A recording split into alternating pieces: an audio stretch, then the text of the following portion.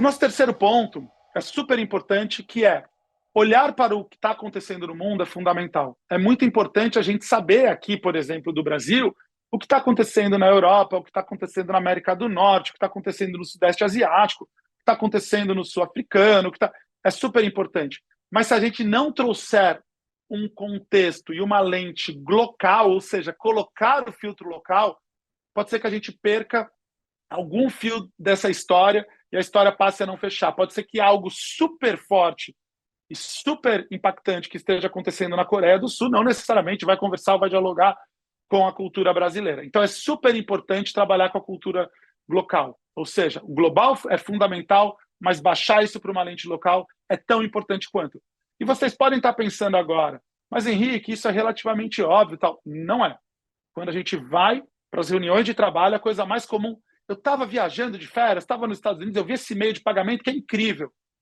Putz, legal, incrível mesmo, é uma referência. Mas será que isso dialoga com o contexto brasileiro de não só o contexto comportamental, mas o próprio pátio tecnológico, o tipo de aparelho que as pessoas têm, o tipo de conexão de dados que as pessoas têm, o tipo de dispositivo de segurança que as pessoas têm? Tão importante quanto olhar para o global é olhar para o local. Por isso que a importância, a necessidade de todas as tendências serem contextualizadas localmente. No futuro, a alimentação será saudável. Aí eu pergunto para vocês, o que significa ser saudável em diferentes culturas? Então vamos lá. Alimentação saudável é igual no mundo todo? A resposta para mim é não. Logo de cara eu sei que não é. O que significa ser saudável para o brasileiro, né? Então, aqui a gente tem que pensar que a gente está coletando informações para descobrir sobre alimentação saudável, e a gente vê esse mood board aqui, né? Um monte de salada, um pãozinho ali de forma, uma pimentinha, um pezinho ali do lado de umas frutas. Olha lá que refeição super saudável num bowl, sei lá, com um talo ali de algum vegetal para você mastigar enquanto come. Olha que coisa super saudável. E quando a gente olha para o Brasil, e isso aqui a gente retirou de parte de estudos que a gente já fez, a gente percebe que, na verdade, o volume das pesquisas que a gente fez de saudabilidade e alimentação para o mundo estava apontando para o lugar. E quando a gente olha para o Brasil, a gente começa a ver isso. Significado de saudabilidade.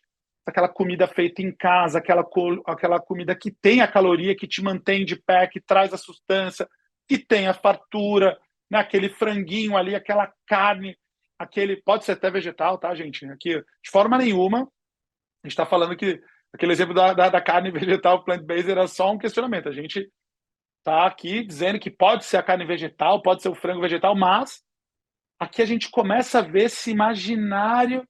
E aí o que a gente começa a inferir? Que boa parte da receita dos pratos clássicos da culinária brasileira, e que depois a gente vai ver que esses top 10 alimentos da comida brasileira, da culinária brasileira, estão atrelados muitas vezes à saúde.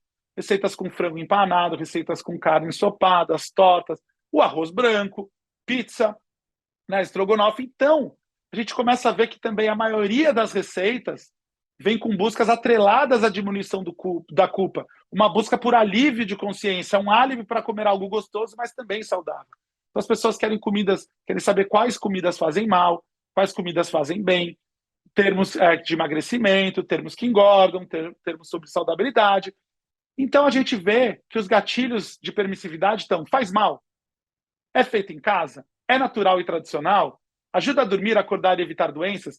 Então, olha que interessante essas perguntas e esses gatilhos da permissividade da alimentação. Se faz mal é a primeira, é feito em casa, então ser feito em casa traz uma certa segurança, é natural e tradicional, ou seja, faz parte da minha tradição. Olha como é importante a lente local e ajuda a dormir, acordar e evitar doenças. Então a gente vê que se no mundo existe uma grande discussão que está sendo, inclusive, boa parte, quando a gente olha com uma lente mais ampla para o Brasil também, isso vale, do que é o trash, do que é aquela comida, né, quase que tradução literal, lixo no sentido de saudabilidade, e o que é extremamente natureba, a gente percebe que a comida brasileira saudável, entendida pelo brasileiro, está bem nesse meio. Não é o super trash, frito, super oleoso, super carregado, sem nenhum tipo de vegetal, mas também não é aquele natureba levinho. E aí a gente percebe que o saudável para o brasileiro tem um significado muito importante. Que o saudável para o brasileiro é não comer errado. Então o brasileiro está mais preocupado em não errar do que preocupado se a comida é um deep fry, né, algo super, né, frito, numa fritadeira, se é super hipercalórico. Então aqui, ao contrário de outros países que entendem o saudável como fitness ou natureba, o Brasil está olhando para o saudável dessa forma. Então, uma macro tendência global que precisa ser traduzida para o comportamento do brasileiro.